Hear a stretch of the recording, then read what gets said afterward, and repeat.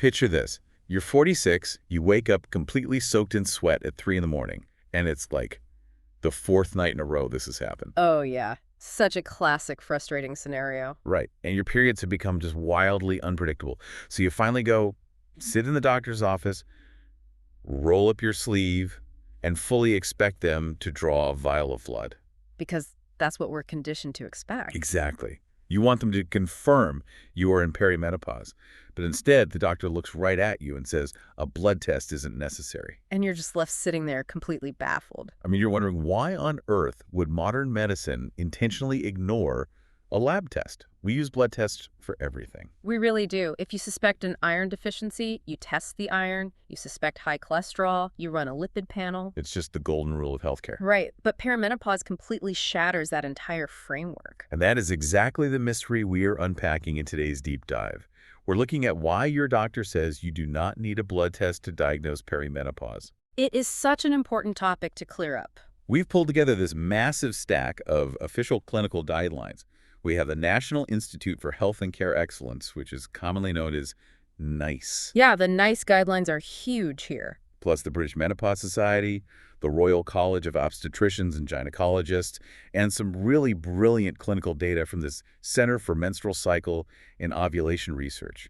And, the consensus across all these institutions represents a massive paradigm shift. They actually advise against routine blood testing for perimenopause in women over 45. They collectively advocate for a completely different diagnostic approach.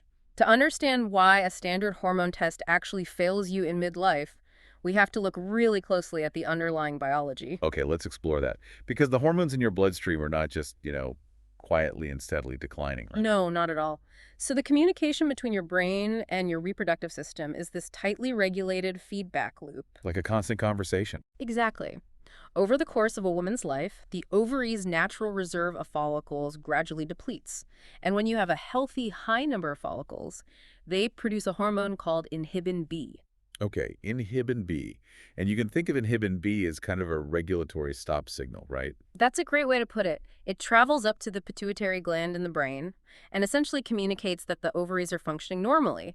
It says, hey, we don't need excessive stimulation down here. Because the pituitary gland is basically the project manager of the endocrine system. Yeah, it really is. And it uses follicle-stimulating hormone, or FSH, to shout instructions down to the ovaries on the factory floor. Perfect analogy.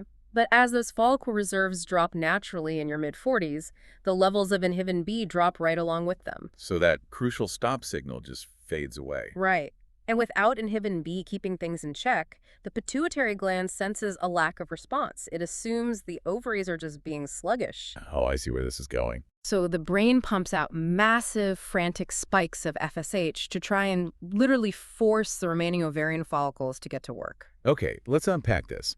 So it's not just a slow, gentle glide down into low estrogen. It's more like a roller coaster.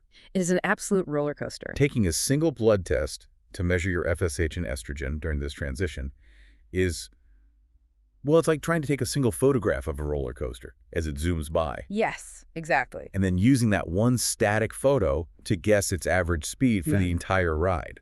I mean, it's just a useless snapshot of a moving target. That is precisely the issue. The swings are just extraordinarily extreme. During perimenopause, your FSH and estrogen levels fluctuate wildly from week to week. Even hour to hour, right? Yeah, literally hour to hour.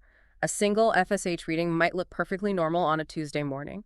It might register under 30 international units per liter, and the lab report comes back completely clear. But the very day before, your hormones might have been surging, causing a severe hot flush, or plummeting, causing profound fatigue. Exactly. The test just completely misses the chaos. But wait, if the ovaries are failing, shouldn't estrogen just be low? I mean, a lot of people equate menopause entirely with an estrogen deficiency. That is such a common misconception, and that assumption is precisely why the standard testing model is so flawed. So what's actually happening to the estrogen? Well, because the pituitary is bombarding the ovaries with those massive spikes of FSH, It can actually overstimulate the remaining follicles. Oh, wow. Yeah, it triggers a state called hyperestrogenemia, which basically means you experience periods of exceptionally high estrogen. So it's kind of like the system is flooding the engine. It is exactly like flooding the engine. This overstimulation is why periods can suddenly become significantly heavier. Or your cycles can get really short, like every 21 days during the early stages. Right, you aren't just deficient in estrogen, you are trapped on this endocrine seesaw. That sounds exhausting. It is. You Hmm. might have sky-high estrogen causing breast tenderness and heavy bleeding one week, and then rock-bottom estrogen causing joint pain and brain fog the very next week. And that explains the joint pain. Because estrogen plays a huge role in collagen production and reducing inflammation in the joints, right? Yes, absolutely. It lubricates the synovial fluid. When estrogen suddenly drops out, the joints lose that lubrication and just start aching. It's the same with the brain fog. Estrogen promotes glucose transport to the brain. When levels fluctuate, your brain is literally experiencing temporary energy dips. And those intense physical manifestations are exactly why a snapshot blood test is dangerously misleading. The test simply cannot capture the biological chaos at play. So because that single blood test is essentially lying to the doctor, the medical community had to find a different source of truth. They did. And according to the NICE guidelines and the British Menopause Society, that truth is the patient's own body. The official rule for healthy women over 45 is that diagnosis should be entirely clinical, just based purely on your symptoms and your menstrual history. 0 laboratory tests are recommended. The guidelines are unequivocal on this. So what does this all mean? Are doctors just using a checklist to save money on lab fees? Because a cynic could definitely argue that health systems just want to cut laboratory costs. I mean, reducing unnecessary testing certainly alleviates financial strain, sure. But the primary clinical motivation is entirely about patient safety. It's about not delaying care. Right. Exactly. Let's look at the timeline of a typical lab test. You're experiencing life-disrupting symptoms, insomnia, intense mood swings, hot flushes. Right, you're miserable. If the doctor orders an FSH test, you have to schedule the blood draw, wait days or weeks for the lab processing, and wait for a follow-up consultation. You are suffering without intervention during that entire period. And if that delayed snapshot happens to be taken on a day when your hormones momentarily look normal, the situation gets so much worse. Yes, you get a false negative. And a normal lab result is incredibly powerful psychologically. It can falsely convince a doctor and even the patient herself that perimenopause isn't the root cause. A physician might look at an FSH level of 15 and say, well, your ovaries are functioning perfectly. Right, and then they refer you to a psychiatrist for the mood swings or a rheumatologist for the joint pain. Suddenly, you are denied highly effective symptom management, like hormone replacement therapy, purely because a flawed snapshot told a biochemical lie. Exactly. You end up chasing individual symptoms across 5 different medical specialists instead of treating the underlying endocrine shift. So the guidelines are really forcing doctors to treat the patient sitting in front of them, not the number printed on the lab sheet. Precisely. If you have the symptoms and you fall into the over 45 demographic, you have the condition. We also should probably clarify the clinical definition of menopause itself, because that explains why we can't just test for it in real time. Yes, this is crucial. Menopause is actually a retrospective diagnosis. Right. Clinically, it only officially occurs once you have gone 12 consecutive months without a single menstrual period. The day you hit that 1-year mark, you are in menopause. Everything leading up to that, which can last up to 10 years, is the perimenopausal transition. You simply cannot use a blood test to confirm an event that, by definition, can only be diagnosed looking backward in time. You really can't. Symptoms are the undisputed gold standard for anyone over 45. But the sources highlight some massive roadblocks to this clinical approach. I mean, what happens when those vital symptoms are being artificially suppressed? That is where it gets really tricky. Or, perhaps more dangerously, what if the symptoms you're experiencing are mimicking a completely different biological crisis? Yeah, these confounding factors make clinical diagnosis significantly more complex. It requires a really detailed medical history. Let's start with hormonal contraception. Millions of women in their 40s are still using the birth control pill, the patch, or hormonal rings. Oh, absolutely. And in the context of perimenopause, synthetic hormones aren't just a mute button. They are a complete hostile takeover of the body's communication network. A hostile takeover, I like that. How does that work? Well, that takeover happens at the level of the pituitary switchboard. Combined hormonal contraceptives contain synthetic estrogens and progestins. Their primary mechanism of action is to flood the system with enough synthetic hormone to trick the brain into thinking the ovaries are fully active. So it actively suppresses your natural production of FSH and estradiol, which prevents ovulation entirely. Yes. So the brain stops sending its own signals because the synthetic medication is literally shouting over the intercom. Consequently, if a doctor draws your blood while you're taking a combined oral contraceptive, the lab isn't measuring your natural ovarian function at all. Not even a little bit. It is strictly measuring the suppressive effects of the pharmaceutical. So the test is completely worthless for diagnosing menopause while you're on them. Utterly meaningless. If a woman over 45 is on the pill and begins to experience breakthrough symptoms, her clinical history dictates the next steps, not a blood test. Okay, but the other confounding factor, detailed in the SEMCOR data, is arguably much trickier to navigate: the thyroid trap. Oh, the thyroid overlap is profound. Hypothyroidism, specifically conditions like Hashimoto's disease, is incredibly prevalent among women in midlife. And the Venn diagram of symptoms between a failing thyroid and failing ovaries is practically a single circle. It really is. Both conditions present with debilitating fatigue, unexplained weight gain, severe brain fog, mood instability, and sleep disruption. If the symptoms are basically identical, how does a doctor know if it's your ovaries winding down or your thyroid giving up? Especially if they aren't supposed to run an FSH test. They have to look at the really nuanced mechanisms behind the symptoms. For example, let's look at temperature regulation. Okay. A patient suffering from hypothyroidism experiences a relentless central coldness. The thyroid regulates the basal metabolic rate, which is the speed at which your cells burn energy. Right, so when that slows down, the core temperature just drops. Exactly. It is a deep metabolic chill that doesn't resolve no matter how many layers of clothing you wear. A physiological winter. But perimenopause is characterized by vasomotor symptoms, right? Hot flushes. Vasomotor symptoms are entirely different. In perimenopause, the fluctuating estrogen miscalibrates the hypothalamus, which acts as the brain's thermostat. So the hypothalamus suddenly registers a normal body temperature as dangerously overheating. Yes. It triggers an emergency cooling protocol. Your blood vessels rapidly dilate to dump heat, causing that intense flush of the skin, and you sweat profusely. And then once the sweat evaporates, you experience a chilling shiver. Right. It is dynamic, sudden, and temporary, completely unlike the constant central coldness of a thyroid deficit. That is so interesting. And the sleep architecture between the two conditions is also completely distinct. Both cause exhaustion, but the mechanisms of that exhaustion are opposites. Exactly. With an underactive thyroid, the body's entire metabolic engine is dragging. A hypothyroid patient might sleep heavily for 10 straight hours, yet wake up feeling as though they haven't slept a wink. The sleep is deep, but metabolically unrefreshing. Yeah.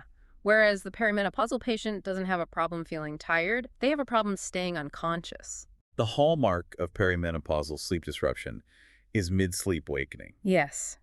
As estrogen levels precipitously drop in the middle of the night, it can trigger an unwarranted surge of cortisol and adrenaline. So the patient might fall asleep easily at 10 p.m., but jolts awake at 3 a.m. with a racing heart, completely alert, and entirely unable to get back to sleep. Exactly. The thyroid patient is trapped in unrefreshing sleep, while the perimenopause patient is violently ejected from it by an adrenaline spike. So in these specific scenarios where symptoms overlap, a doctor will draw blood, but they aren't looking for FSH. Right. They will run a TSH test, thyroid-stimulating hormone, and a full thyroid panel. And if the thyroid markers come back entirely normal, and the clinical interview reveals those dynamic hot flushes and the 3 a.m. adrenaline surges, well, the diagnosis of perimenopause is clinically secured. Exactly. So we have thoroughly established that testing FSH for most women over 45 is scientifically unsound. However, the medical guidelines carve out some very specific non-negotiable exceptions, where you actually must demand a blood test. Yes. Age and surgical history completely rewrite the diagnostic rulebook. Because what if you are 38 and this is happening to you? Or 42? The protocol changes entirely. For women under 40, or between 40 and 45, who are experiencing menopausal symptoms or a stopped cycle, the clinical guidelines urgently mandate blood testing. Because in these younger demographics, physicians are not looking for a natural transition. They are investigating premature ovarian insufficiency. Right, POI, which occurs before age 40, or early menopause, occurring between 40 and 45. Here's where it gets really interesting for the listener. Even in these younger patients, the medical community knows the hormones fluctuate. So a single blood test still isn't enough, is it? No, it's not. The diagnostic protocol requires two separate blood samples taken 4 to 6 weeks apart. They're looking to capture a baseline amidst all that hormonal noise. So if both tests consistently show FSH levels elevated above 30 or 40, and the patient lacks periods or suffers severe symptoms, then POI is medically confirmed. But why is it an absolute medical necessity to lock down this diagnosis with blood work for a 38-year-old when we completely ignored the blood work for a 48-year-old? The symptoms are the same. The symptoms are the same, but the long-term physiological consequences are vastly different. Entering menopause prematurely deprives the body of estrogen for over a decade longer than nature intended. And estrogen is fundamentally protective of both the skeletal and cardiovascular systems. Massively protective. Let's look at the bones specifically. Estrogen regulates cells called osteoclasts, which are responsible for breaking down old bone tissue. So without estrogen to keep those osteoclasts in check, the body begins dismantling its own skeleton faster than the bone-building cells can replace it. Yes, women under 40 who lose their natural estrogen are at an exponentially higher risk for severe osteoporosis and debilitating fractures later in life. Not to mention, estrogen keeps blood vessels flexible and regulates lipid profiles. The premature loss of it aggressively accelerates the risk of cardiovascular disease. So confirming a premature diagnosis with blood tests isn't just about managing hot flushes. It is about preventing a heart attack or a shattered hip 20 years down the line. Wow. And once POI is confirmed via those two blood tests, the guidelines stress that these younger women should immediately begin hormone replacement therapy, right? Yes, and remain on it at least until the average age of natural menopause, which is 51. The HRT isn't just symptom relief for them, it is essential protective medicine. To replace the systemic hormones their bodies should theoretically still be producing. Exactly. There is one final exception in the clinical sources that demands a blood test, and it hinges on surgical anatomy. Women who have undergone a hysterectomy but retained their ovaries. Yeah, this presents a really unique diagnostic challenge. If the uterus has been surgically removed, the patient no longer experiences a menstrual bleed. Right. The most obvious clinical indicator of perimenopause, the erratic tracking of the monthly cycle, is permanently gone. The bleeding stopped due to surgery, not due to an endocrine shift, so you basically lose the biological calendar. Because that primary physical marker is absent, when vasomotor symptoms like hot flushes eventually begin to surface, physicians may use an FSH blood test to provide an additional data point. Right. It helps them piece together whether the retained ovaries have finally ceased functioning, combining that laboratory data point with the newly emerging symptoms. This entire exploration completely flips our modern understanding of diagnosis. I mean, we are so accustomed to demanding the hard data, the irrefutable lab numbers. We really are. But the science shows us that for the vast majority of women over 45, the lived experience is far more biologically accurate than a fluctuating number on a lab sheet. Blood tests for FSH in midlife are basically a blurry photograph of a chaotic physiological event. They really are best reserved for younger women facing premature menopause or to rule out stealthy issues like thyroid dysfunction. So to you listening, this means the most powerful diagnostic tool available isn't located in a laboratory centrifuge. It is your own awareness. Absolutely. Tracking the specific nature of your symptoms is the most empowering action you can take. Documenting the dynamic hot flushes, the erratic cycle lengths, the random 3 a.m. wake-ups that provides the exact clinical evidence your doctor needs to initiate proper care. Without wasting weeks waiting for a useless blood test. Which leaves us with a really provocative thought to ponder. Let's hear it. We live in an era of hyper-quantified health. We wear smartwatches to measure our heart rate variability. We trust continuous monitors to chart our glucose. And we rely on apps to grade our sleep. Right. We desperately want mathematics to validate our biology. We want a screen to tell us how we feel. Exactly. But the perimenopause transition proves that sometimes the data is just noise. The math can lie. That is so true. If a patient's own subjective lived experience is actually the ultimate scientific gold standard for diagnosing this massive biological transition, what other areas of modern medicine might we be vastly over-testing simply because we've forgotten how to trust the patient's voice? That is a fascinating question. When it comes to the systemic roller coaster of perimenopause, the doctor doesn't need to look at a printout. They just need to listen to you explain the ride. Trust your symptoms. Thanks for joining us on this deep dive. We'll catch you next time.